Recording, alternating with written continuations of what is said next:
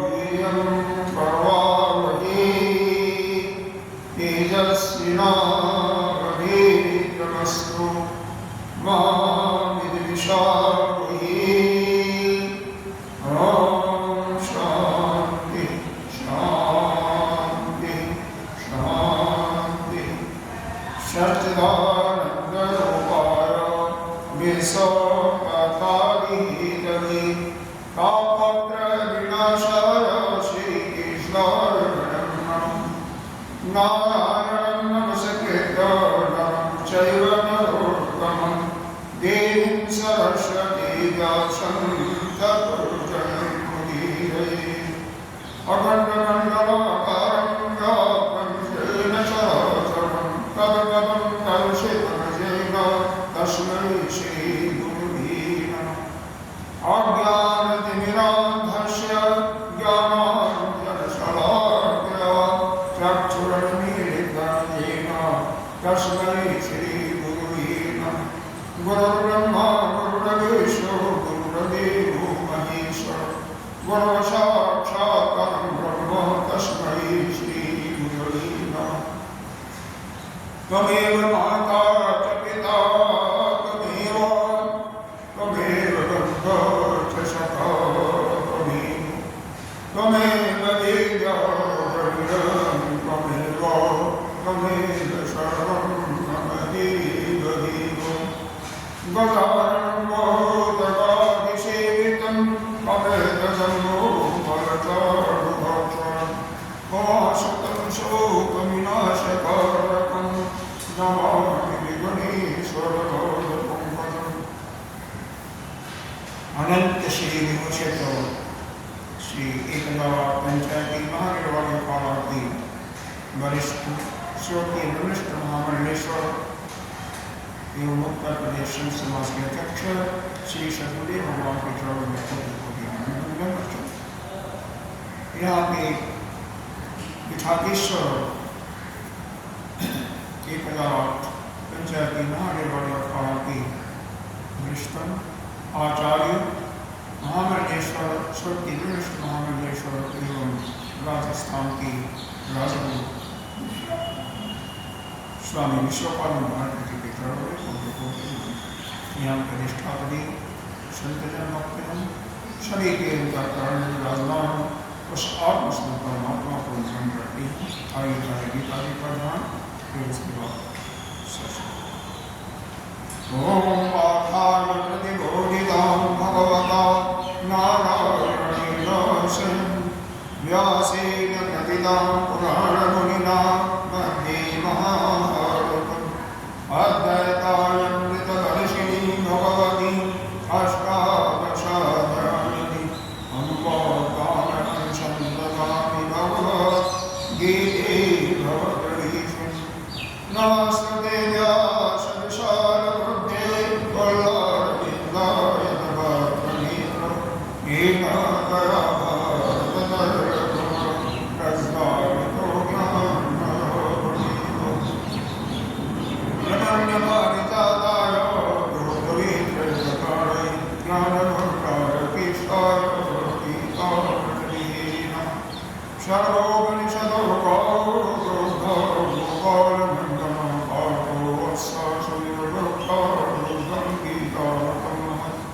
वसुदेवसुतं देवं कंसचारूढमर्दनं देवकी परमानन्दं कृष्णं वन्दे जगद्गुरुं। जं ब्रह्मा वरुणेन्द्रो ब्रह्मरुद्रः अस्तवन्ति देवैः अस्त्वयि वेदैः सामवेदोपनिषदैः गायन्ति यं साम्यः गानादिवक्तिपदवतीन मनुषा कर्षन्ति योगिनो जाशान्तं नविदुषुदर्शनवा देवाय तस्मै नमः देवाय तस्मै नमः। हम लोग ईश्वर श्रीमद्भगवत गीता के ज्ञान जो पहाड़ 13वां अध्याय पर चिंतन कर रहे हैं। कल तक हमने यह विचार किया क्षेत्र और क्षेत्र के क्या है, क्षेत्र के विकारों को भी देखा, साथ ही वह जो क्षेत्र के है वह उसका स्वभाव क्या, कैसे इसको जानेंगे, तो उसके गुणों की भी चर्चा अभी चली रही है। तो आइए 17 श्लोक को पढ़ते हैं। ज्योतिषामपि तत् ज्योतिः तमसः परमोच्यते ज्ञानं ज्ञेयं ज्ञानगम्यं हृदि सर्वस्य विशिष्टितम्। पहला शब्द बताया ज्योतिषाम अपि ज्योति, ज्योतियों को यानी प्रकाश को देने वाला आता कौन है, वह सूर्य है, आदित्य है। कह रहे हैं वह भी प्रकाश किससे ग्रहण करता है, उसी ब्रह्म से। अगर यह ब्रह्म की चैतन्य शक्ति नहीं होती, वह नहीं होता, तो उसके में भी कोई प्रकाश की शक्ति नहीं। यानी सूर्य को भी प्रकाश देने वाला, शक्ति देने वाला वही है ब्रह्म। वह बात अलग है, हम उसको विज्ञान की दृष्टि से कहते हैं। जब तक सूर्य में हाइड्रोजन और हीलियम नामक गैस है, उससे फ्यूजन और फ्यूजन होता रहता है, तब तक वह प्रकाश मिलता रहेगा। आज इस समय यह गैसें क्षीण हो जाएंगी, उस समय समाप्त हो जाएगा प्रकाश। यह तो हमारे विज्ञान, आधुनिक विज्ञान का मत है, लेकिन वास्तव में इस सृष्टि में जो कुछ है सब परमात्मा स्वरूप है और उसी की शक्ति से सब कुछ चलने वाला।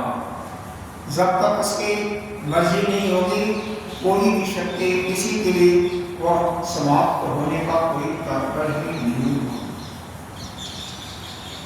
हाँ, इतना जरूर है, शक्ति का माध्यम, शक्तिमान अलग है, शक्ति अलग है। इसको समझने की कोशिश करें, कैसे प्रवाहित होती है और एक शक्ति प्रवाहित हो रही है, कैसे प्रवाहित होती है, इसको समझने का प्रयास करेंगे। कैसे? विद्युत के माध्यम से। विद्युत क्या है? एक शक्ति कहीं बनता है तो वह शक्तिमान वहां से है और शक्ति के रूप में विद्युत प्रवाहित होती है। नाना दूसरा चीज है, कहाँ प्रवाहित होती है? नाना प्रकार के गुण। उसी प्रकार से समझें। और अभिव्यक्ति कहाँ हो गई है? जो उसमें उपकरण लगा रखते हैं उन्हीं के माध्यम से। जैसे घर लगा रखी है तो उसकी अभिव्यक्ति उसके माध्यम से ही प्रकाश हो रहा है। हीटर लगा रखते हैं तो पानी गर्म उस हीटर के माध्यम से। तो लेकिन शक्तिमान कौन है? वह विद्युत ही है। उसी प्रकार से वह अपना आत्मा जो है वह शक्तिमान है। और वह शक्ति किसको दे रहा है? यह बुद्धि, मन और इनके माध्यम से फिर इंद्रिय और विषयों को प्रकाशित, फिर जैसे इंद्रिय और विषय प्रकाशित कर रहे हैं, हो रहे हैं। तो यह वह शक्तिमान है, तो यह शक्ति है। यानी शक्ति लेने वाला कौन है? वास्तव में उसको हम चिदाभास कहें या जीव कहें, और उसके माध्यम से फिर इसकी अभिव्यक्ति हमारे मन, बुद्धि और इंद्रियों द्वारा, यह नाना प्रकार के उपकरणों के माध्यम से उसकी अभिव्यक्ति है। और यह अगर वह शक्तिमान अगर अनादि है तो यह जीव भी अनादि ही होगा। क्यों? बिजली जब है तो शक्ति तब तक है, बिजली जब समाप्त, शक्ति समाप्त। उसी प्रकार से तो ज्योतिषाम अपि ज्योति तमसः परमुच्यते। ज्योतियों का भी, ज्योति अर्थात आदित्य को भी ज्योति प्रकाश देने वाला, शक्ति देने वाला और ब्रह्म ही। तमसः परमुच्यते केवल, लेकिन तमसः, तमसः कहते हैं माया। यहाँ पर इसका अर्थ माया, से ही लगा रहे हैं, माया। तो यह माया से परम उच्चते, यानी माया भी उसी की है और माया से वह परम है, श्रेष्ठ है। अब यहाँ पर 3 उसका विशेषण दिया। इस तीनों विशेषणों को समझने के लिए योग्य है। पहला ज्ञानम, दूसरा ज्ञेयम और तीसरा ज्ञान गम्यम। ज्ञानम क्या है? जो हम जिस माध्यम से हमें उसकी अनुभूति होती है, उसका अनुभव होता है, वही ज्ञान है। और ज्ञेयम वह जानने योग्य है। क्या जानने योग्य है? कि वही अद्वैत है, ब्रह्म है, एक ही। ज्ञान गम्यम, ज्ञान गम्यम। अब ज्ञान गम्यम का अर्थ जानने के लिए आपको पीछे जो 20 गुणों के माध्यम से 20 गुणों की चर्चा की गई थी, अमानित्वम, अदम्भित्वम, अहिंसा, शांति, अदम्भम, आचरो, आचार्यो, आश्रमम, शौचम, आस्पर्यम, आत्मनिग्रह, व्यंजादेषु वैराग्यम, अहंकारेव च, जन्ममृत्यु जराव्याधि दुःखदोष अनुवर्ति। इस प्रकार से जो 20 गुणों की चर्चा हो गई थी, तो जो साधक या जो पुरुष के लिए, पुरुष यहाँ पर उस ब्रह्म के लिए नहीं है बल्कि यहाँ पर जीव के लिए, क्योंकि यह हम विचार जो कर रहे हैं यह शाम के दर्शन के माध्यम से कर रहे हैं। शाम के दर्शन ने पुरुष अनेकों माना है, यानी हर एक जीव को पुरुष माना गया है, और प्रकृति को पुरुष और प्रकृति, पुरुष के साथ ही प्रकृति का नाम दिया है। तो यहाँ पर हम वेदांत का दृष्टिकोण अभी नहीं लगा रहे हैं, इसलिए भ्रम नहीं होता। ये पुरुष अनेक है, यानी जीव अनेक है, और वेदांत की दृष्टि से एक ही आत्मा है, अलग अलग नहीं है। आत्मा एक ही है जो कि सभी जीवों के अंदर वही भाषा है, सभी जीवों के अंदर है, बाहर है, दाएं बाएं सब जगह वही एक ही है। लेकिन यहाँ पर शाम के दर्शन इसको यह मानता है कि पुरुष अनेक हैं, प्रकृति एक ही है, लेकिन पुरुष अनेक हैं। पुरुष जो अनेक हैं वो प्रकृति के भोगों को भोगते हैं। तो प्रकृति भोग स्वरूप है और 3 गुणों वाली है, सत्य, रज और तम, और जो पुरुष है उस गुणों का भोगने वाला, उनके विषयों को भोगने वाला। तो ज्ञान गम्य, उसके ज्ञान को अनुभव कौन कर सकता है, ज्ञान को गम्य कौन कर सकता है, ज्ञान को धारण कौन कर सकता है? जो इन जो 20 गुणों वाली साधना पहले बताई गई है, 7वें से 11वें श्लोक तक इसी अध्याय में अमानित्वम से शुरू करके, जो उसको अच्छी तरह से हृदयगम्य करके अपना तागम्य इस शरीर से अलग करेगा। देखो सबसे बड़ी साधना यही है कि शरीर से हमें अपने को अलग मानना ही है। कैसे होगा? जब हम यह 20 जो गुण बताए गए हैं उनको अच्छी तरह से अपने अंतःकरण में रखना, उनकी साधना करेंगे तो अपने आप धीरे धीरे हमें इस शरीर से जो है हमारा आगम है। देखो पहले ही बताया गया क्षेत्र, यह क्षेत्र इस शरीर का नाम किया गया था, क्षेत्र किया गया था। क्षेत्र के क्या गुण बताए गए हैं याद कीजिए, इसके विकारों को याद कीजिए। इच्छा, द्वेष, सुखम, दुखम, और क्या? संघात, चेतना, बुद्धि। तो ये 7 जो विकार बताए गए हैं उन विकारों को ज्ञान के माध्यम से अलग करना है, तभी जाकर के। और ये विकार किसमें है?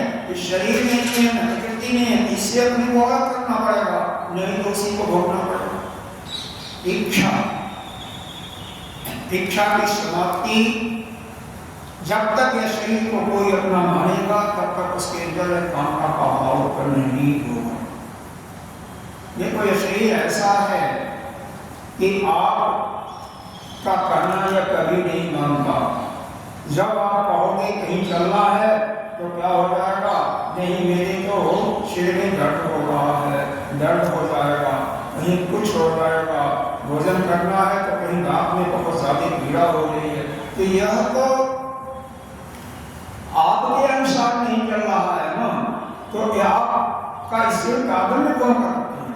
लेकिन हमने क्या इसी से शरीर से चिपक गए और शरीर से चिपकने के कारण ही यह हमारे अंदर इच्छाएं होती हैं। क्यों इच्छाएं होती हैं? इस प्रकृति में नाना प्रकार की जो वस्तुएं हैं उनको हमें कभी भोग रखा है, कभी सुन रखा है या दे रखा है, तो उनकी इच्छा होती है जो चित्त में उनकी अभिव्यक्ति बनी हुई है। तो यह इच्छाएं हमारी तभी समाप्त होगी जब हम इस प्रकृति से और प्रकृति रूपी जो क्षेत्र है शरीर से, इससे ताबंद तोड़ करके अपने को अलग कर, क्योंकि यह शरीर अलग है, हम अलग हैं। हमको कभी न तो पैदा हुए, हमको अजन्मा है, न कभी हमारी मृत्यु होती है, न कभी हम पैदा होते हैं। यह शरीर ही पैदा होगा। अरे पाश्चात्य वाले, कई धर्म वाले पुनर्जन्म को नहीं मानते हैं। जब कैसे एक संत से किसी पर प्रश्न हो रहा था कि हे भगवान, आप यह बताएं कि आप हिंदू जो है यह तो पुनर्जन्म को मानता है। अरे पुनर्जन्म को मानता, हम तो नहीं मानते हैं। पुनर्जन्म को मानने का क्या कारण है? उन्होंने कहा भाई हमारा वेदांत तो जन्म को ही नहीं मानता। हम तो जन्म यही नहीं मानते हैं कि हमारा जन्म हुआ है, क्योंकि हमारा तो जन्म होता ही नहीं है। हम तो अनादि काल से चले आ रहे हैं। हमारा न तो आदि है न अंत है। यह तो दूसरे दर्शन मानते हैं कि हम तो शरीर को अपना मानते ही नहीं है। शरीर का जन्म होता है जो पंच महाभूतों से बना हुआ है। हम तो अनादि हैं, क्योंकि हम वही आत्मा है और आत्मा का कभी जन्म नहीं होता और वही आत्मा हमारे अंदर विचरण कर रहा है। उसी की शक्ति से हम सारे कामों का संपादन कर रहे हैं। तो ज्ञान गम्य, विशेष करके इस ज्ञान गम्य को समझाने के लिए शीर्ष गुणों के पीछे पुनः गए थे कि ज्ञान गम्य, ज्ञान जानने योग्य क्या चीज है, ज्ञान गम्य, किसको अनुभव होगा? इसका ज्ञान का उसी को अनुभव होगा जो शरीर से काबन में हटा लेगा। कैसे हटेगा? जो उन 20 गुणों की साधना करेगा। हमारी मैं शरीर नहीं हूँ, इसलिए हमें कोई मान यश पब्लिक से नहीं चाहिए, किसी से भी। हमारी अगम्यत्व दिखाना भी नहीं है किसी को कि मैं पूजा कर रहा हूँ, ध्यान कर रहा हूँ, अमुक चीजें कर रहा हूँ। हर एक को अहिंसा, इसी प्रकार से अहिंसा का हिंसा भी किसी के साथ किसी को दुख भी नहीं देना। जब आप शरीर नहीं हो तो किसी दूसरे शरीर को कैसे क्यों दुख देने वाले? तो इस प्रकार से जितने गुण हैं उनको शरीर से उनके दोषों को विचार करते हुए उसको अपने से अलग निकाल दो। तो हृदय सर्वश्रेष्ठ कर वह परमात्मा, यह जो जानने योग्य है, वह जो ज्ञान स्वरूप है और जानने योग्य है और जो उसको जान करके अपने अंदर बैठा लेगा कौन? जो कि साधक है। और वह परमात्मा कहाँ पर है? वह तो सर्वस्व हृदय विशिष्ट, सभी के हृदय में जो विशिष्ट है, जो बैठा हुआ है, सभी के हृदय बैठा हुआ है, वही जानने योग्य है, वही ज्ञान स्वरूप है और उसका अनुभव वही कर सकता है जो साधक, जो भक्त। देखो यहाँ पर यह चार क्या 5 विशेषताएं दिखाई गई। पहला वह ज्योतिषियों का भी ज्योति है, यानी सूर्य को भी प्रकाश देने वाला, अर्थात सभी को शक्ति और प्रकाश देने वाला वही है। दूसरा वह माया से भी अलग है, माया उसी के अंदर है और वही ज्ञान स्वरूप है। तीसरा, चौथा जानने जो वही है और पांचवा जो है ज्ञान गम्य है, उसका ज्ञान का उसको अनुभव करने वाला, उसको अपने हृदय में बैठाने वाला वही बैठा सकता है जो अपने शरीर से काबन हटा लेगा। कैसे हटेगा? वह 20 गुणों का, क्योंकि वह अपने सभी प्राणियों के हृदय में स्थित है। तो सभी हमारे हृदय में वो स्थित है। हम उसको कब जानेंगे? जबकि हम शरीर से अपना तादात्म्य हटा लेंगे, शरीर से अपने को अलग कर लेंगे। क्यों? जो प्रकृति के क्षय विकार बताए गए क्षेत्र की इच्छा हमारी तभी होती है जब हम शरीर को अपनाएंगे,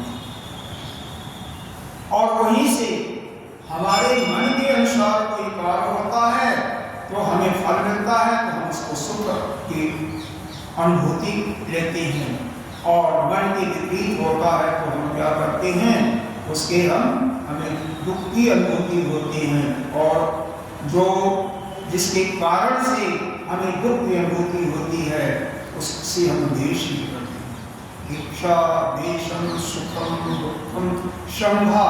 शंभा क्या है? यह जो शरीर है, स्थूल शरीर ही शंभा है।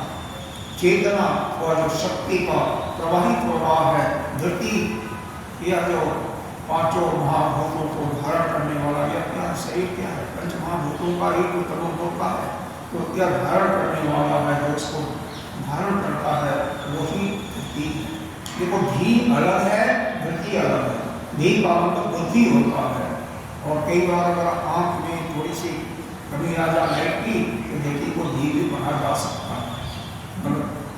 तो अगर कहीं हल्का हो तो यह हो जाता है। तो धृति का मतलब पंच महाभूतों को धारण करने वाला। क्योंकि देखिए यह ज्ञानेंद्रियां जो हैं इन्हीं अपंचीकृत पंच महाभूतों के शब्द गुण के मिश्रण से बनी हुई। यह कर्मेंद्रियां इनके रजो गुणों के मिश्रण से बनी हुई हैं, प्राणी उन्हीं से बने हुए हैं, और यह शरीर जो है तमो गुण के मिश्रण से बना हुआ है। यह कैसा है? यह पंचीकृत पंच महाभूतों से। तो यह पंच महाभूतों को हम धारण करते हैं। तो यहाँ पर इस प्रकार से इस परमात्मा के यह गुणों का वर्णन चल रहा है, और अंतिम श्लोक में 18 अंतिम नहीं है, इस प्रकरण का जो अंतिम श्लोक है 18वें में इसका उपसंहार किया जा रहा है। क्या? इति क्षेत्रं तथा ज्ञानं ज्ञेयं चोक्तं समासतः मदभक्तः एतत् विज्ञाय मदभावा उपपद्यते। कह रहे हैं यह जो क्षेत्र है, और क्षेत्रों का विकार नहीं है, लेकिन उसको भी जब तक उसके विकारों को हम नहीं समझते तब तक हमारी उसकी पूरी जानकारी नहीं होती। और ज्ञान, और यह ज्ञान स्वरूप है वही परमात्मा। और ज्ञेयम, यहाँ पर ज्ञान का अर्थ करके उसको बता लीजिए जिस ज्ञान के द्वारा ज्ञेय हो रहा है, यानी वह 20 गुणों की बात हुई चर्चा। और ज्ञेयम जो कि उस ज्ञेय को, उस स्वरूप को बताया गया कहाँ से? 12 से 17 श्लोकों के अंदर परमात्मा है जो जानने को वही है। वह जो क्या कहा गया? च उत्तम समास। भगवान कह रहे हैं उसको समास के रूप में, यानी संक्षेप में उसको मैंने उत्तम बताया। ये अर्जुन क्षेत्र क्या है, उसका विकार क्या है, वह इसको जानने के लिए 20 गुणों की जो साधना है उसको, और जो यह ज्ञेय स्वरूप है वह ब्रह्म है, उसको हमने संक्षेप में तुझे बताया। मद भक्त एतत् विज्ञान, जो मेरा भक्त इसको जान लेता है, एतत् माने इसे, विज्ञान माने जान लेता है, अच्छी तरह से जान लेता है, वह क्या होता? मद भाव उपपद्यति, वह मेरे स्वरूप को ही प्राप्त करता है। अब देखो जब यहाँ पर सीधे मुक्ति की बात पर भगवान ने बोल दिया ना, कैसे? सिर्फ देखो क्षेत्र को जानने से क्या होगा? अगर हम इस शरीर के और शरीर के विकारों को जान जाएंगे तो इससे हमें घृणा होगी, इससे इसके दोषों को जान करके उससे हमारा वैराग्य होगा, और उसके फलस्वरूप हम अपने को अलग करें, क्योंकि हमारे में कोई विकार नहीं, हम तो अलग हैं, शुद्ध ज्ञान स्वरूप है। तो हम इस शरीर से अपने को जो ताकत बना रखते हैं उसको, उससे अपने को अलग करें। क्षेत्र को, और ज्ञान कैसे होगा? माध्यम वही ईश ज्ञान जो बताए गए हैं उनकी साधना करके। ज्ञेयम्, कभी हम अपने आत्म स्वरूप जो हमारे आत्मा है, अपनी आत्मा जो ज्ञान स्वरूप है, उस जानने योग्य है, और उसको उस परमात्मा ने जो संक्षेप में बताया, कोई भी भक्त, कोई भी साधक उसको अच्छी तरह से हृदयगम्य करके समझ करके वह परमात्मा के स्वरूप को भी प्राप्त होता है।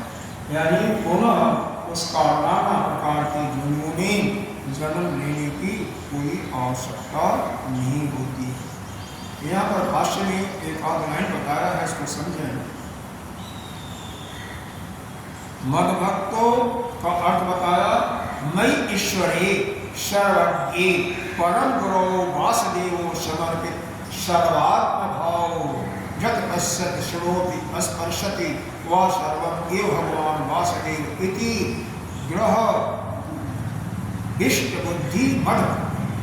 यानी जो परमात्मा का भक्त मुझे सर्वज्ञ जानता है, परम गुरु जानता है, वासुदेव परमेश्वर ने अपने सारे भावों को जिसने अर्पण कर दिया है, जिस किसी भी वस्तु को देखता, सुनता और स्पर्श करता है, उस सब में केवल वासुदेव ही। क्यों? हमारे वेद में भी बताया गया है ना, जो कुछ इस सृष्टि में है वह केवल एक ही परमात्मा है, उससे अलग कुछ नहीं है। यह सती क्या कहती है? ईशावास्यम सर्वं जगत् किंचित् जगत्। इस सृष्टि में जो कुछ है वह केवल एक ही है, वही ब्रह्म, उसके अतिरिक्त कुछ नहीं है। तो वह जो सब में जितने भी वस्तु हैं, जीव हैं, सब में उसी को देखता है, उसी वासुदेव को जो देखता है वही परमात्मा का भक्त है। क्योंकि कोई भी स्थान ऐसा नहीं है जिसमें वह परमात्मा से विहीन, हर एक में तो परमात्मा ही दिखाई दे रहा है। लेकिन दिखाई दे तब तो दिखाई कैसे देगा? क्योंकि हम तो जन्म जन्मांतर के मलों से ग्रसित है, जब तक उनको हम दूर नहीं करेंगे कैसे दूर होगा? यह 20 गुणों की साधना और यज्ञ पूजा इत्यादि जो हमारे पूर्व वंशावली में बताया गया है, उसको ग्रहण करके उसका उस साधना स्वरूप को करके तभी होगा। तो जो सभी को, जिसको भक्त परमात्मा ही हर एक वस्तु में, हर एक गुण में दिखाई दे रहा है, वही भगवान का परम भक्त है। और वही भक्त, वह जो भगवान का भक्त है, वही उस परमात्मा के स्वरूप को प्राप्त कर लेता है, यानी उसी वह मुक्त हो जाता है इस संसार के आवागमन से। कितना संक्षेप में और एक बहुत महान ज्ञान का यहाँ पर उस परमात्मा ने हमारे लिए, यह हालांकि जगह जगह इसका वर्णन है। 6ठे अध्याय में भी गीता में वर्णन है कि सर्वभूतस्थात्मानं सर्वभूतानि च आत्मनि इक्षते योगयुक्तात्मा योग। हर जगह वर्णन है, और यहीं पर यहाँ पर यही बता रहे हैं कि जो सभी प्राणियों में, सभी वस्तुओं में, प्राणी नहीं मतलब सभी जीवों में, सभी वस्तुओं में मुझ वासुदेव को ही देखता है, वही भक्त, मेरा भक्त मेरे को प्राप्त होगा। और जो केवल एक मूर्ति में ही देखता है कि भगवान ही है, बाकी जगह नहीं है, बाकी जगह उनके दुश्मन है, वो कहते हैं वही भक्त उत्तम कोटि का है। यह श्रीमद् भागवत के अंदर ही बताया, यही चीज वहां पर उत्तर हुआ है 11वें अध्याय में, 11वां स्कंद में, कि जो सभी जीवों में, सभी वस्तुओं के अंतर्गत उस अपने नारायण को, अपने ही परमात्मा को जिसको मानता उसी को देखता है, वही उत्तम कोटि का भक्त है। जो अपना नारायण, अपना भगवान अलग, दूसरे का अलग, और दूसरे से विरोध करने वाला कि यह तो शिव को मानने वाला है, यह तो मेरा दुश्मन है, यह माता को मानता है, यह भी मेरा प्रिय नहीं है, वह तो अभी ज्ञानी है वो तो अभी चलो ठीक है भक्ति के मार्ग पर चल रहा है तो प्रारंभिक कोटि का उसको साधन कर सकते हैं। वहां पर तो भगवान ने अधम कोटि का बताया है, लेकिन अधम कोटि का नहीं बल्कि प्रारंभिक कोटि का साधक उसको आप मान सकते हैं। अभी तो साधना शुरू की है। आइए अब अगले श्लोक में बता रहे हैं प्रकृतिम पुरुषं चैव विद्य अनादि उभौ अपि विकारांश गुणाश्चैव विद्धि प्रकृति संभव। प्रकृति और पुरुष यही दो चीजें सांख्य दर्शन में बताई गई हैं। प्रकृति और पुरुष उन्हीं का यहाँ पर थोड़ा सा वर्णन विस्तार से, हालांकि शुरू में मैंने बताया था कि प्रकृति क्या है और पुरुष क्या है। चैव विद्धि अनादि उभौ अपि, यह दोनों अनादि हैं। अनादि का मतलब इनका जन्म नहीं है, अनंत काल से यह चले आ रहे हैं। उभौ मतलब दोनों, दो कौन हैं? एक प्रकृति और पुरुष। लेकिन सांख्य दर्शन पुरुष को एक नहीं माना है, वह आत्मा नहीं माना है। वह जितने जीव है सबके अंदर अलग अलग पुरुष हैं। मतलब दूसरे शब्दों में, साधारण शब्दों में समझ सकते हैं कि जीव को ही यहाँ पर पुरुष कहा गया है सांख्य दर्शन के अनुसार।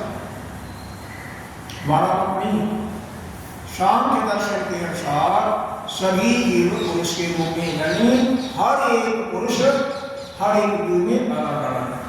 हमारा वेदांत क्या कहता है कि हर एक जीव में एक ही आत्मा है, अलग अलग नहीं है, एक ही आत्मा है।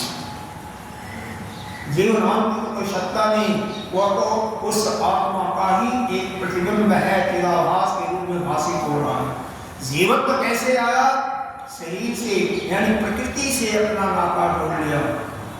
अब यहाँ पर विचार करें कि किसी की शादी हुई, शादी के पहले दोनों का कोई संबंध तो नहीं था।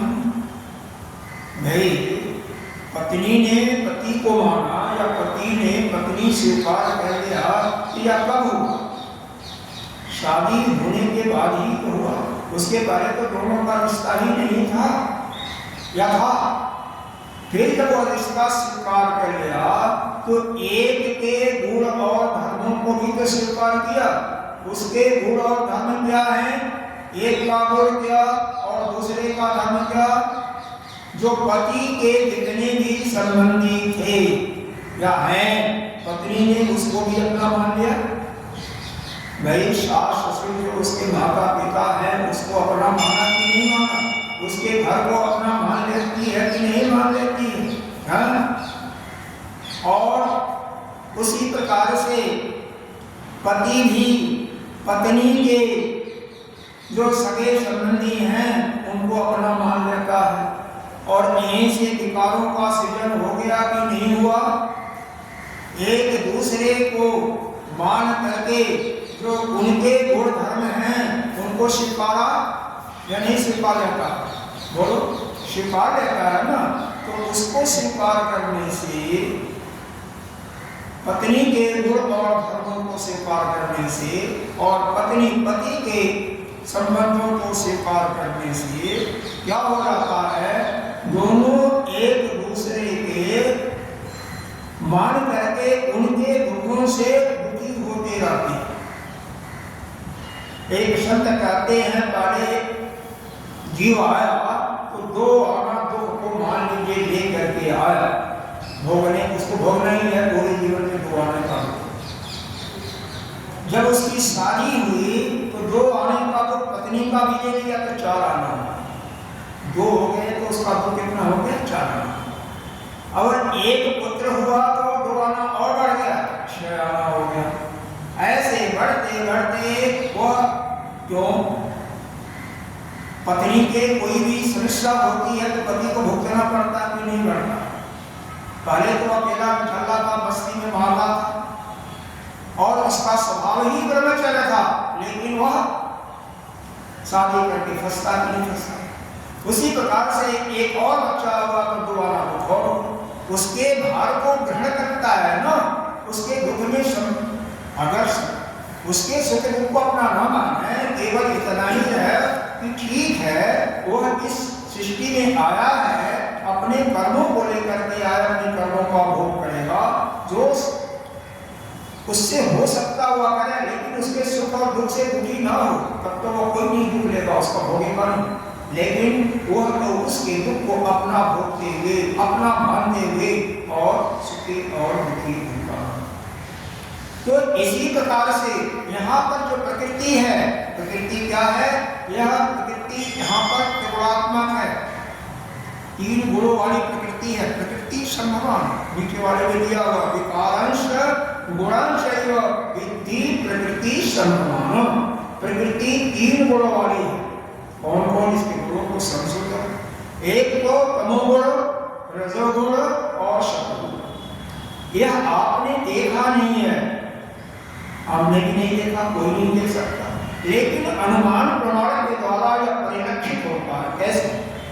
तमोगुण जड़ता है, यानी जड़ को देख करके, कार्य को देख करके कारण को हम अनुमान लगाते हैं। हमने देखा क्या? कार्य को, और कार्य से कारण का अनुमान लगाया, तो कार्य क्या देखा? जड़ता। यह जो शरीर है, यह बना जड़ रूपी शरीर प्रकृति के ही तमोगुण से बनता है, तो उसके माध्यम से हमने क्या स्वीकार किया कि प्रकृति के अंदर तमोगुण है। और रजोगुण से क्या होता है? कार्य का संपादन। हम जितने भी कर्म करते हैं उस रजोगुण के कारण ही करते हैं। तो वही जब हम नाना प्रकार के कार्यों का संपादन सुबह से शाम तक करते रहते हैं, तो इसका मतलब हम अनुमान लगाते हैं कि इस प्रकृति के अंदर रजोगुण ही है। और जब आप यहाँ पर शास्त्र का श्रवण कर रहे हैं, यज्ञ कर रहे हैं, ध्यान कर रहे हैं, पूजा कर रहे हैं, इसका मतलब वह प्रकृति, क्योंकि शरीर तो प्रकृति से ही बनी है, कोई अलग तो है नहीं, इसको प्रकृति बना, तो यह ज्ञान स्वरूपा, वह ज्ञान स्वरूपा यानी शतो गुण से युक्त है। यानी वही एक ही के लिए पुरुष, एक ही जीव जब भजन करता है, जाप करता है, यज्ञ करता है, सत्संग का श्रवण करता है, स्वाध्याय करता है, तो वह शत्रु गुण को धारण करता है। और जब परम शांति हो जाती है तो गुणातीत हो जाता है, बिल्कुल अपने स्वभाव में स्थित जाता, तो क्या हो जाता है? गुणातीत। कोई सुख दुख से शक्ति मिलेगी, कोई सुख है, कोई दुख है, शरीर कहाँ पड़ा है, क्या किसी चीज का उसको बोध नहीं होता। वह बाद में जब सो करके उठता है, सपन की अवस्था को नहीं कहा जा रहा, गहरी निद्रा को कहा जा रहा, जिसको सुषुप्ति कहा गया। तो उस सुषुप्ति में उसको अपने शरीर का भी बोध नहीं होता, किसी भी चीज का बोध नहीं होता, केवल बाद में जब उठता है, जगता है, क्योंकि आनंद में कोष उसका जागृत अवस्था में होता है, और प्राण में तो कोष चलता ही, बाकी सभी कोष सोए हुए, तो वहां से अनुभव करता है कि मैं तो बहुत आनंद से और बहुत आनंद था। सारे रिश्ते सब उस समय, यानी पूरा संसार उसके सामने से चला जाता है, कुछ नहीं, जागृत अवस्था में पूरा सारा संसार आ जाता है। तो यह प्रकृति के तीनों गुण ही हम अनुमान के द्वारा हमें उनका बोध होता है। जब प्रकृति से जड़त्व को हम देखते हैं, तो हम अनुमान लगाते हैं प्रकृति के अंदर तमोगुण है। जब हम प्रकृति के गुण से कार्य करता हुआ नाना प्रकार के कार्यों का संपादन करते हुए देखते हैं, तो अनुमान लगाते हैं प्रकृति में रजोगुण है। जब वही पूजा पाठ ध्यान इत्यादि करता हुआ हम किसी को देखते हैं, तो यह अनुमान लगाते हैं प्रकृति में सतोगुण है। इस प्रकार से प्रकृति यह 3 गुण वाला होने से इसको त्रिगुणात्मक और यही जब तीनों गुणों से कोई भी साधक ऊपर उठ जाता है तो वह अपने कर्म शांत कैसे होगा? बहुत आसान है, लेकिन मुश्किल थोड़ा सा जरूर है, अभ्यास आगे करना पड़ेगा। क्या योग में एक सिद्धांत दिया हुआ है कि योगः चित्तवृत्ति निरोधः, योग दर्शन में योगः चित्तवृत्ति निरोधः, जो किसे कहते हैं चित्त के वृत्तियों का निरोध करने से। उससे क्या लाभ होगा? तो कहते हैं ततो दृष्टा स्वरूपे अवस्थानम्, उससे लाभ यह होगा कि वह जो दृष्टा है, वह जो जीव है, अपने स्वरूप में स्थित हो जाए। तो जब आप अपने अंदर की वृत्तियों को निकाल देंगे, कोई भी वृत्ति, ये साधना करो, बस करना कुछ नहीं है, 10 मिनट बैठने से 5 मिनट बैठना, कोई भी वृत्ति उस समय तक नहीं आ रही है, मन में कोई चिंतन नहीं आ रहा, कोई विचार नहीं आ रहा है, वही ज्ञान है और वही आपका स्वरूप है, वही आपका अपना। शरीर भी स्थिर है, वहां पर यह नहीं है कि आप नीचे बैठे हो या कुर्सी पर बैठे हो, पलंग पर बैठे हो, कहीं भी ऐसे भी बैठे हो, शरीर भी स्थिर हो, मन में भी कोई वृत्ति न आए। अब मन में वृत्ति आए कि नहीं, बुद्धि भी शांत है, सब कुछ शांत है, 10 मिनट 5 मिनट कुछ भी, अरे 1 मिनट भी आ रहा है तो आप अपने स्वरूप में स्थित होंगे, कोई भी स्थिति प्राप्त करनी है। उस समय कुछ भी नहीं करना, मन मंत्र का जाप, न कोई वृत्ति ही नहीं आती है, न किसी का दर्शन, कुछ, बस खाली कुछ नहीं करना, केवल बैठे। मन का विचार जैसे ही कोई भी विचार नहीं मन में आया, वृत्ति बिल्कुल शांत है, और 2 मिनट के लिए, 5 मिनट के लिए, 10 मिनट के लिए, इसका मतलब आप अपने स्वरूप में आ गए। और जब 1 मिनट का भी अनुभव आपको होगा तो वह धीरे धीरे अभ्यास से उसको बढ़ा करके 24 घंटा कर सकते। लेकिन पहले अनुभव तो करें, 1 मिनट ला करके प्रयास तो करो, बैठो तो सही, देखो तो सही। वास्तव में यही चीज विकारांश गुणांश, गुण की बात हो गई है, प्रकृति के तीनों गुणों की, और प्रकृति के विकारों की बात ही पीछे ही चर्चा की गई थी, इच्छा वेशम सुखम दुखम और संभाव चेतना वृत्ति पर पहले बात हो गई थी। तो इस प्रकार से यह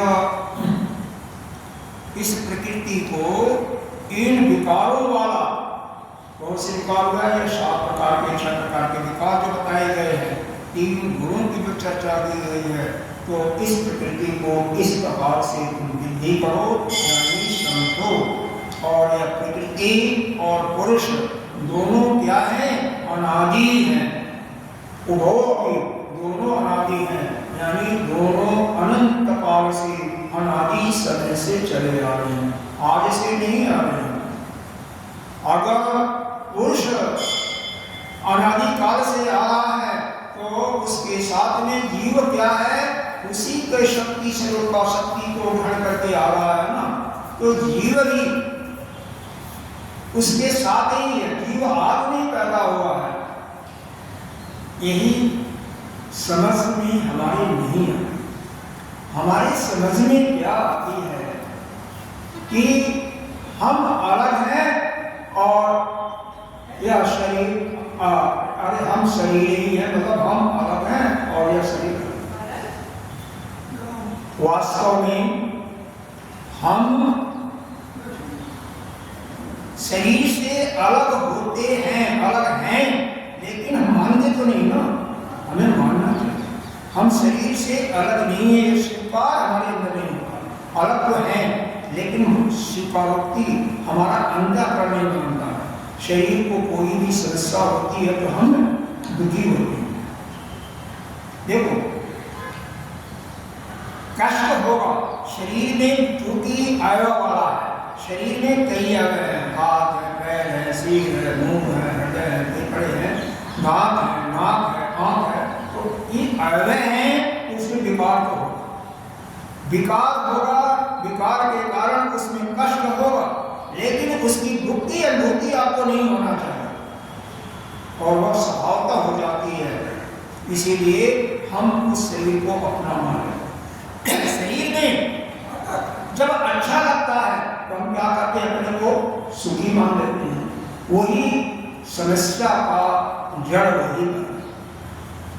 हम शरीर से इसीलिए अपने को अलग नहीं कर पाते। लेकिन जो 20 गुणों की साधना बताई गई है पीछे, वह जो साधना करेंगे तो भगवान का यह कहना है, भगवान वासुदेव का, आप इस शरीर से अपने को अलग कर सकते हो। अलग हो ही, लेकिन अलग धीरे धीरे अभ्यास से आप अलग हो जाओगे। साधना तो आपको करनी पड़ेगी, बिना साधना किए हुए ऐसा संभव नहीं हो सकता। प्रकृति पुरुषम, इसका एक आपको दृष्टांत दिया था, इसका बिजली का, और बिजली की अभिव्यक्ति जो बल्ब के माध्यम से नाना प्रकार के बल्बों में अलग अलग होती है। उसी प्रकार से उस चैतन्य को, आत्मा को यदि शक्तिमान माने और उसकी शक्ति को पीछे बताया था अभी, उसको जीव में आ रही है और जीव के द्वारा इसके जो नाना प्रकार के उपकरण में आ रही है, तो चूंकि वह शक्ति और शक्तिमान एक ही है, तो शक्तिमान यदि अनंत है तो शक्ति भी तो अनंत है। विद्युत मान लीजिए वह अनादि है, या जब से विद्युत पैदा हुई तो शक्ति तो तभी से आ गई ना। विद्युत का पैदा होना और शक्ति का उत्पन्न होना अलग अलग घटना नहीं। जैसे ही विद्युत उत्पन्न हुई, जहां उत्पन्न की जाती है, इसी समय उसके अंदर शक्ति आ गई। उसी प्रकार से जैसे यह शक्तिमान यानी वह चैतन्य स्वरूप वह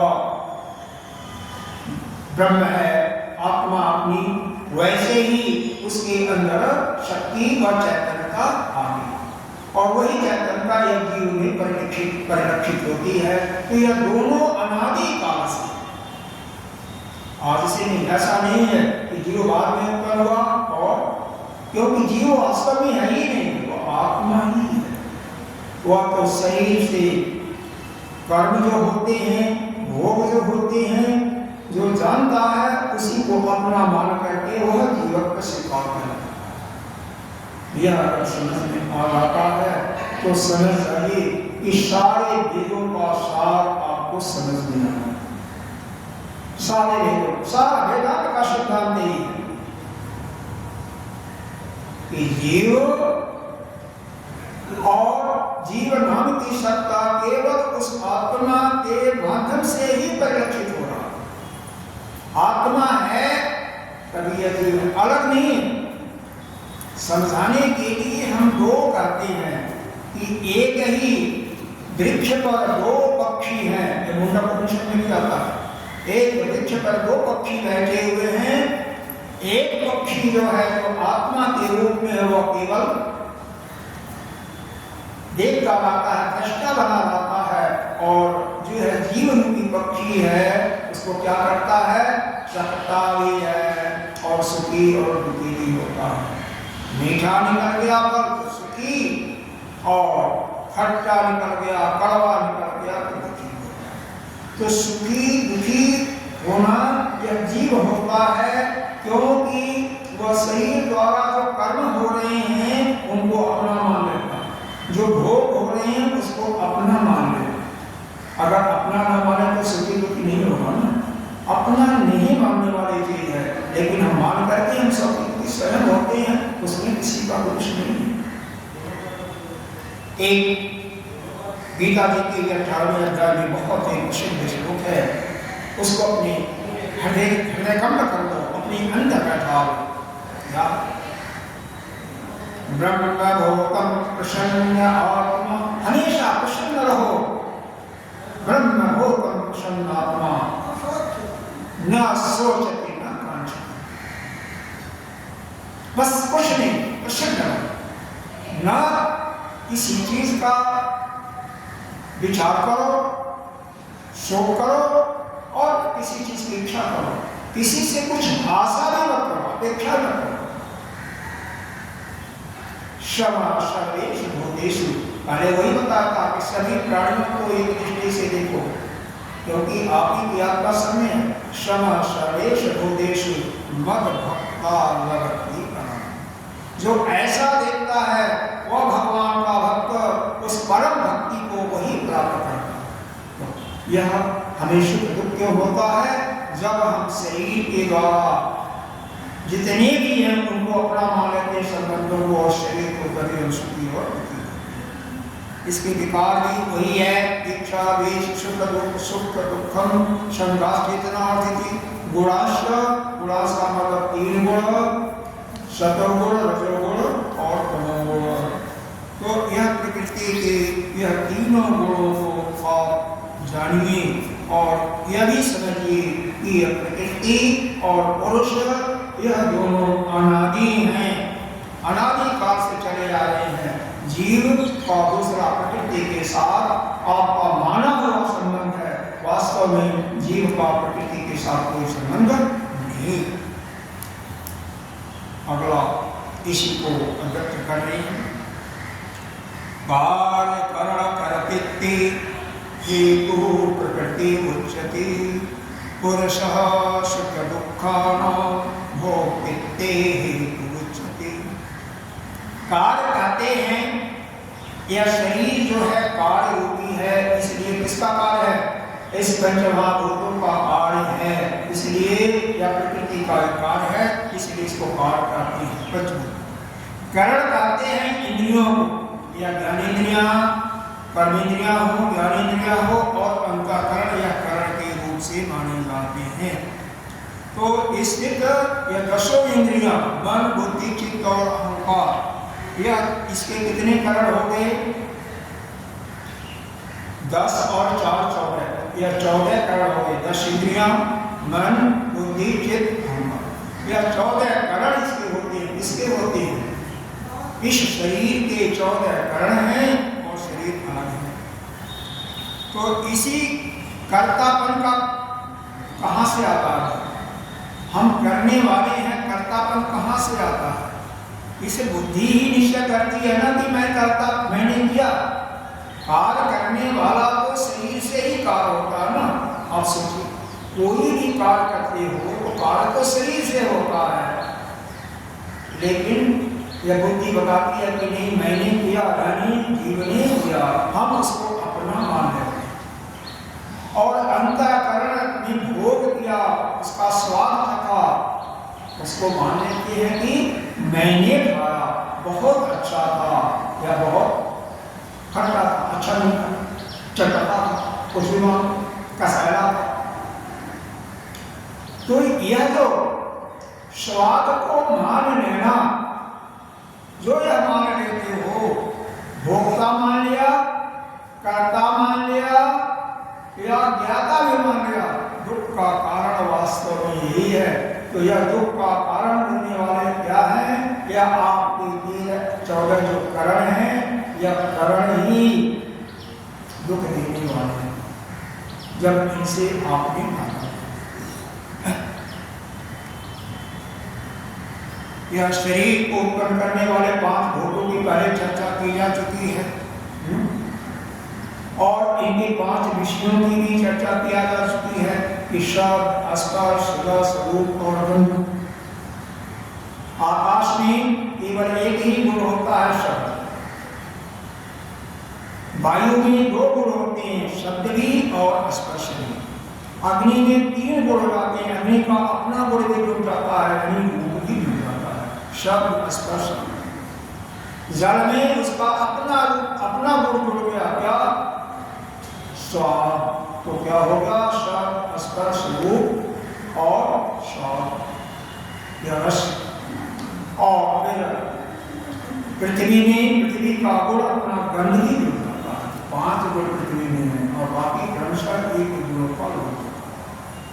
तो यहाँ पर यही है, कार्य कारण कर्तृत्वे हेतु प्रकृति उच्यते। यह कार्य कारण और कर्तृत्व जो अभिमान है, यही हेतु है, यही कारण है, और इसी के कारण इसको सबको मिला करके कर्तापन में, यह प्रकृति में, यह जो बताया जा रहा 13-14 गुण यही होती है, एक करने वाले पुरुष सुख खाना। और यह जो जीव बैठा हुआ पुरुष का मतलब इसके अंदर जो यह जीव बैठा हुआ है, भोक्तित्व, जब इसका स्वाद चखता है शब्द स्पर्श रूप रस गंध का, तो उससे क्या होता है, उसके मन के अनुकूल होता है तो सुख का अनुभव करता है, और मन के प्रतिकूल होता है तो क्या अनुभव करता है, दुख अनुभव करता है। तो यह सुख और दुख भोग से ही होता है, नहीं तो कुछ भी नहीं है। भोग अगर ना करे तो कोई सुख और दुख नहीं हो। तो अगर शरीर को अपना नहीं मानता है तो शरीर के द्वारा जो भोग किया जाता है, शरीर के द्वारा जिन कार्यों का संपादन होता है, शरीर का अंश ही बुद्धि किसी चीज को जानती है, तो भाई उसको क्यों मानते? अगर उसको अपना न मानो तो जीवन तबाह ही समाप्त हो जाता है, तो जीव नाम का कोई सत्ता ही नहीं रहती। और वही आप नित्य शुद्ध मुक्त परमात्मा स्वरूप ही, आप ही के अंदर पूरी सृष्टि है। अरे कम से कम करोड़ों अरबों कीटाणु आपके अंदर हैं, वह भोजन पा रहे हैं कि नहीं पा रहे हैं, उनको देखो। 5 सीसी 10 सीसी जब इसमें से रक्त निकाला जाता है, उसमें कितने कीटाणु होते हैं? आपके शरीर की रक्षा करने वाले भी कीटाणु होते हैं, और शरीर को रोगी बनाने वाले भी कीटाणु। और सब खाते कहाँ हैं? जो आप खाते हैं उसी की सोई खाते हैं, उसी में मरते नहीं हैं। उसी प्रकार से हम सभी आप जो विराट पुरुष है उसी के अंदर अलग नहीं है, और इसी में अपना पराया करके छोटे छोटे बातों पर एक दूसरे से उलझते नहीं।